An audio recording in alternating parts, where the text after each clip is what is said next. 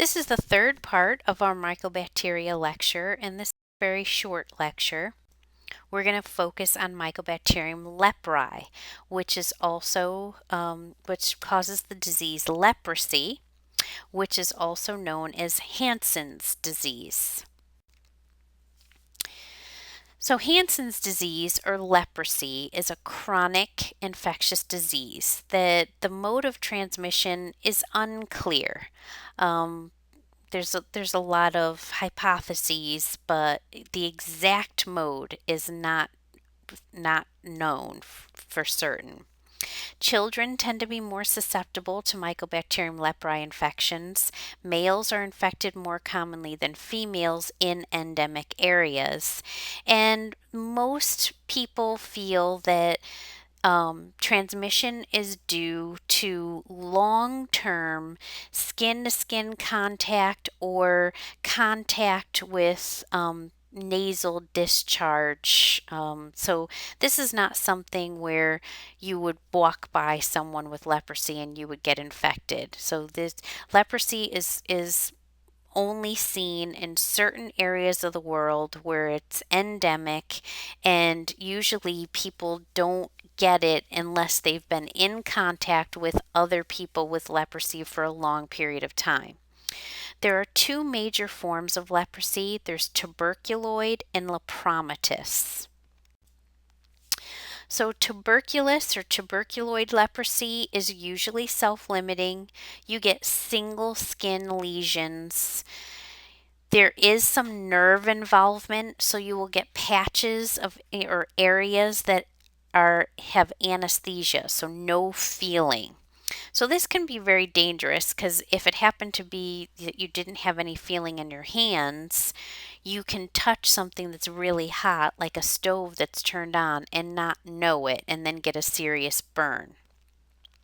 It's thought that these patches of non-feeling or anesthesia are due from the host immune response, that inflammatory response against the infection that's damaging some of the nerves.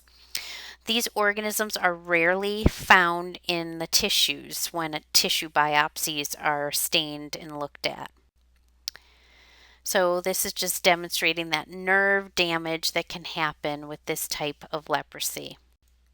Now, Lepromatous leprosy is a progressive disease that is similar to a malignancy because individuals have skin lesions that are very, very extensive. Also, the organisms will disseminate to the organs.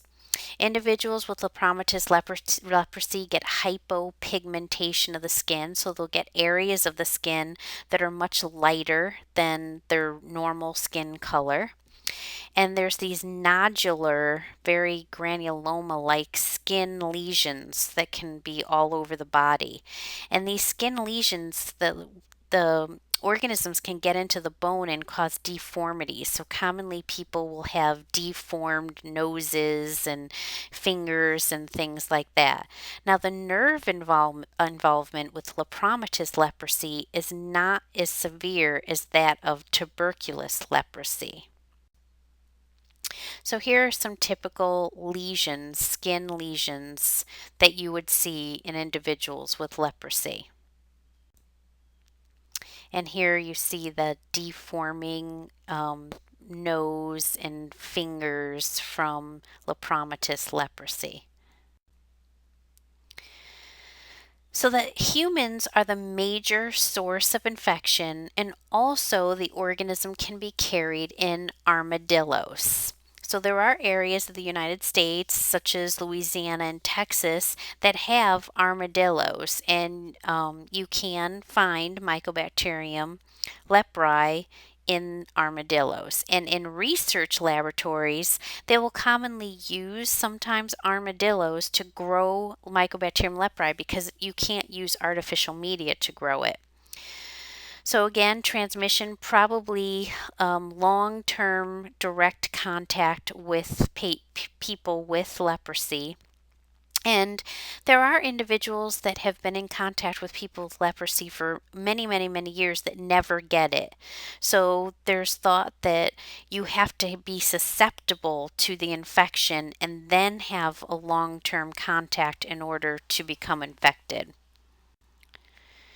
Control is treating infected individuals. There's a very long incubation period of this organism, so it could be between 3 and 10 years.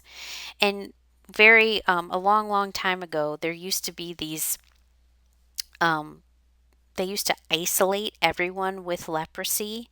So there would be these leprosy camps where everyone with leprosy would have to go, and like little islands of people with leprosy. No, that is not the case any longer.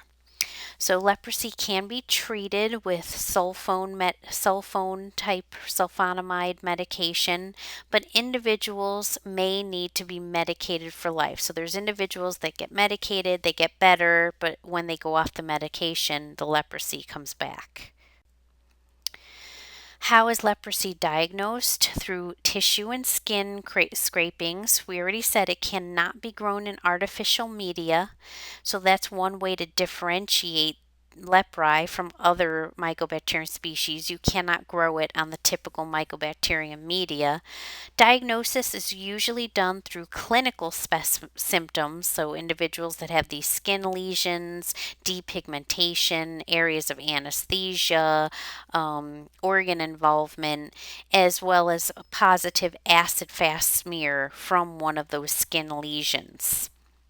Now, Mycobacterium leprae, you would need to inoculate the appropriate animal host to grow the organism. So you'd have to put in an armadillo, or what's commonly used are mouse foot pads. And you have to incubate Mycobacterium leprae for 12 weeks before you will see any type of growth. So here's a Ziehl-Neelsen stain of a skin scraping from an individual with Lepromatous leprosy, and you could see the bright pink-red organism, bacilli. So in order to culture Mycobacterium leprae, we already said you can use the armadillo, the 9-banded armadillo, or you can inoculate mouse foot pads, and then you will see the lesions develop in about 12 weeks. So we're going to move on to part 4.